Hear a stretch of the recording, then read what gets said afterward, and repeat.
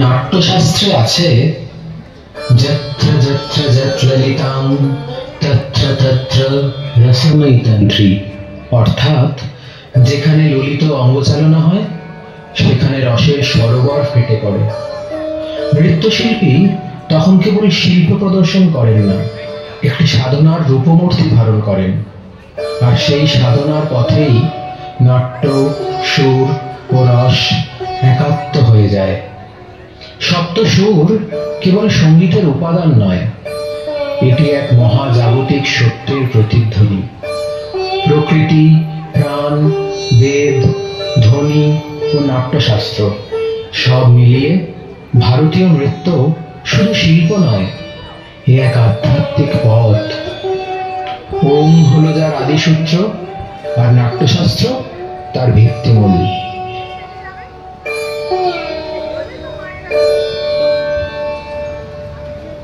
ভরতমুনির ভাষায় লোকশিক্ষার্থমিদং নাট্যং কৃতং মুনিভির পুরা, অর্থাৎ প্রজাদের শিক্ষা ও চিত্ত বিনোদনের জন্য প্রাচীন ঋষিরা নাট্যশাস্ত্র সৃষ্টি করেছিলেন।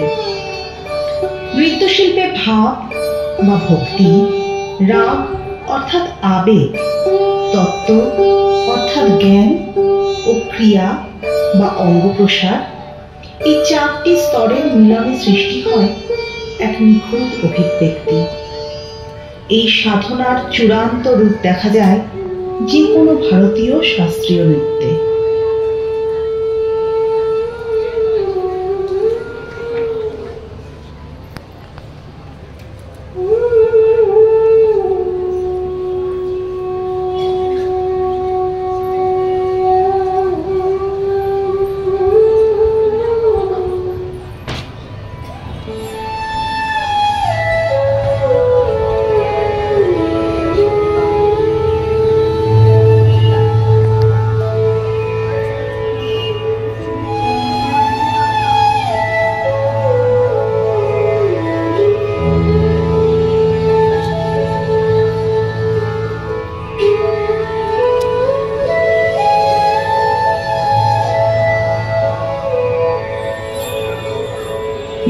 गजाननं भूत गणादि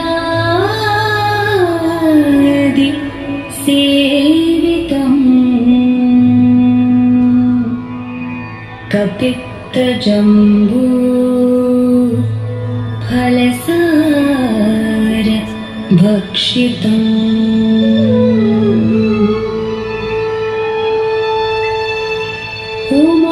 उमासुतं शोक विनाशकारणं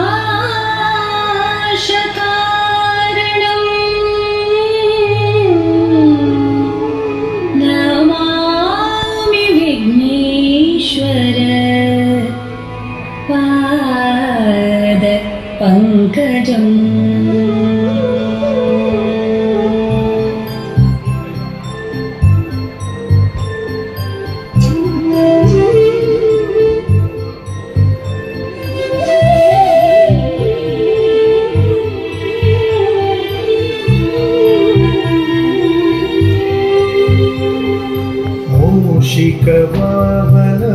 मूषिकवाहनमोदकहस्ता चामरकर्णविलम्बितसूत्रा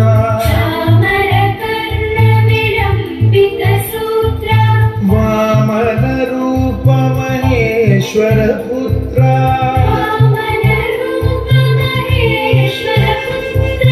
विघ्नविनायक पाद नमस्ते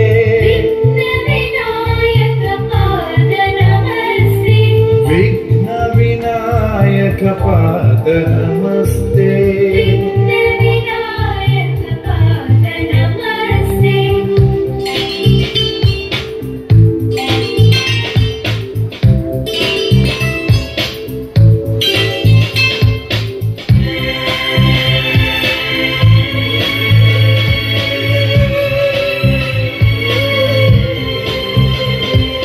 मूषिकवाहनमोदकहस्ता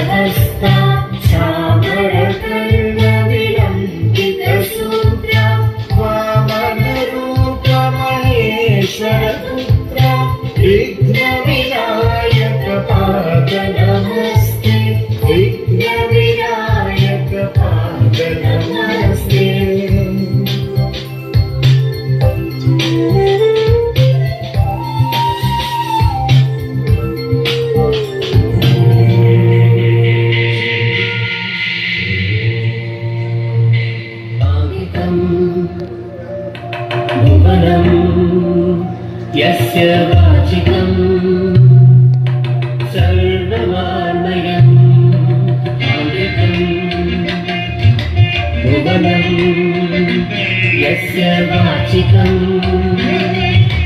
सर्वमानयं आहार्यं चन्द्रतारादि तं वन्दे सात्विकं शिवम् आहार्यं चन्द्रतारादि तं वन्दे सात्विकं शिवम् आङ्गिकं भुवनं यस्य वाचिकं सर्वमानयं आङ्गिकं भुवनं यस्य वाचिकं सर्वमानयं आहार्यं चन्द्रतारादिकं वन्दे सात्विकं शिवम् आहार्यं चन्द्रतारादिकं वन्दे सात्विकं शिवम् सात्विकं शिवम्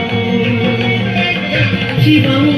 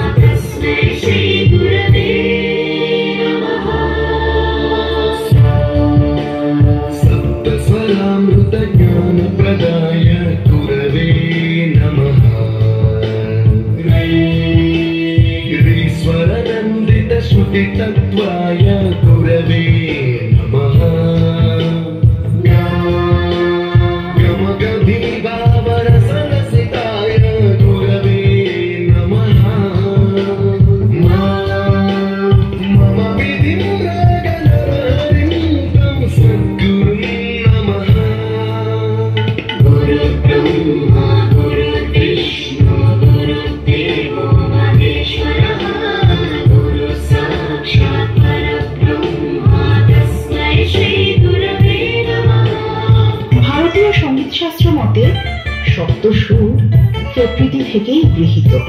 সরোজ ময়ূরের ডাক, ঋষভ গরুর ডাক, গান্ধার ছাগলের ডাক, মধ্যম সারস পাখির কণ্ঠ, পঞ্চম কোয়েলের গানে, ধৈবত ঘোড়ার হাঁক, নিষাদ হাতির গর্জনে। परमकृपाय परहिताय कृतिनुतगुरवे नमः। दशशतवाद्यवेद्याय पूज्याय मद्गुरवे नमः। निगमावरणे स्वरसिंहासने रागराजराजं वरगुरुं नमः। संगीतं रसवद्गानं तव संस्कारं सततं देहि अनवरतं मे आशिषं कुरु स्वरदेवि प्रसादं देहि गुरु। ब्रह्मा गुरुर्विष्णु गुरुर्देवो महेश्वरः गुरुः साक्षात् परब्रह्म तस्मै श्री गुरवे नमः।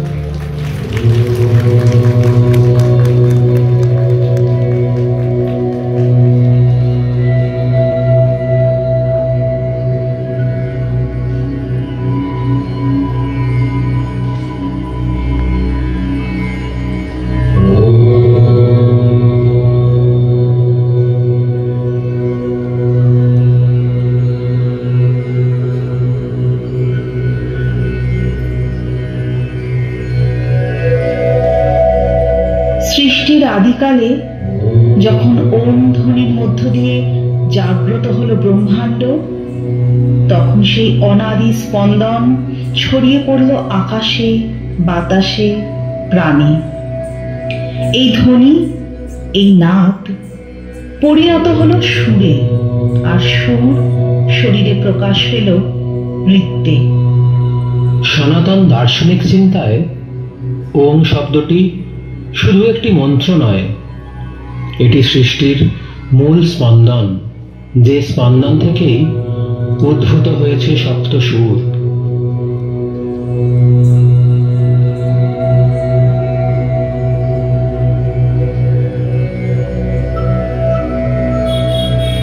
এই প্রাকৃতিক অনুরণনের সঙ্গে মিলে সুরেরা হয়েছে জীবন্ত।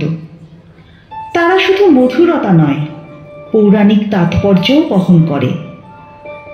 ন তৎ কাব্যাং ন নাট্যাং চ ন গীতং ন বাস্যাং ন তৎ বিদ্যা না বিজ্ঞানং যৎ না নাট্যেষু দৃশ্যতে। অর্থাৎ এমন কিছুই নেই কবিতা, সঙ্গীত, ব্যাকরণ, বিদ্যা কিংবা বিজ্ঞান যা নাট্যে উপস্থিত নেই। সুরকে নাট্যশাস্ত্র আত্মার সঙ্গে তুলনা করেছে, কারণ সুরই হলো সেই মাধ্যম যার মধ্যে আবেগ, রস ও সত্য প্রকাশিত হয়। সুর যেমন শ্রবণে ধরা দেয়, নৃত্য তেমন দৃষ্টিতে ধরা পড়ে, কিন্তু দুটোই উৎসরিত হয় হৃদয়ের স্পন্দন থেকে। সুর দেহে প্রবেশ করে কান দিয়ে, নৃত্য দেহকে রূপ দেয় সেই সুরের অনুগত হয়ে।